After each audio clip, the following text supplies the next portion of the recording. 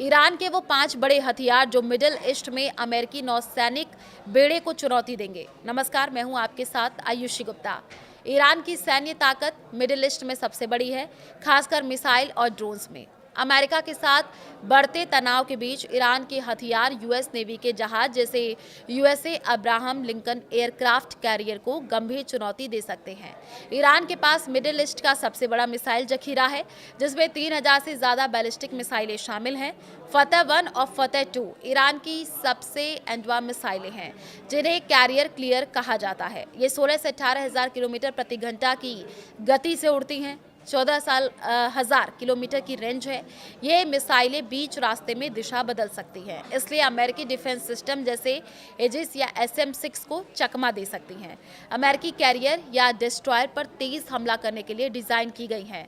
अब खलीज ए फोर्स Hormuz 2 anti ship ballistic missile क्या है? तो ये फतह 110 पर आधारित मिसाइलें हैं, जिनकी रेंज 300 किलोमीटर है। स्पीड 3704 से 6174 किलोमीटर पर आवर है। 650 किलोग्राम वॉर हेड वाली ये मिसाइलें जहाजों को निशाना बनाने के लिए बनी हैं। सुपरसोनिक स्पीड की वजह से इंटरसेप्ट रोकना मुश्किल है। स्ट्रेट ऑफ हॉर्मुज में अमेरिकी जहाजों को सीधा खतरा है।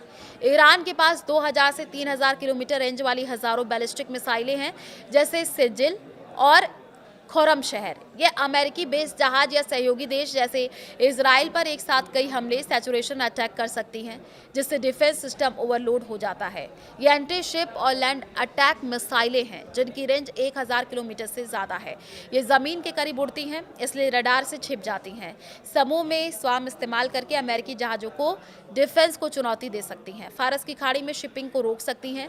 शाहिद ड्रोन्स UAV जैसे शाहोद 136, 139 स्वाम अटैक ड्रोन्स प्लस मिसाइलें एक साथ ये यूएस डिफेंस को ओवरलोड कर सकते हैं। हाइपरसोनिक मिसाइलें हैं, इंटरसेप्ट मुश्किल है, लेकिन अमेरिका के पास F-35C, SM-3 और एडवांस्ड सिस्टम है, इसलिए कैरियर को पूरी तरह डुबोना कठिन है। मुख्य खतरा आर्थिक नुकसान, तेल की कीमतें बढ़ना, मौतों और युद्ध का बढ़ना। ईरान की IRGC नेवी की फास्ट बोट्स, माइंस और मिनी सबमरीन्स खदीर भी जहाजों को परेशान कर सकती है। ईरान की एक क्षमताएं अमेरिका को सतर्क लगती है, लेकिन विशेषज्ञों का कहना है कि सीधी लड़ाई में यूएस की तकनीक बेहतर है। फिर भी मिडिल ईस्ट में तनाव बढ़ रहा है।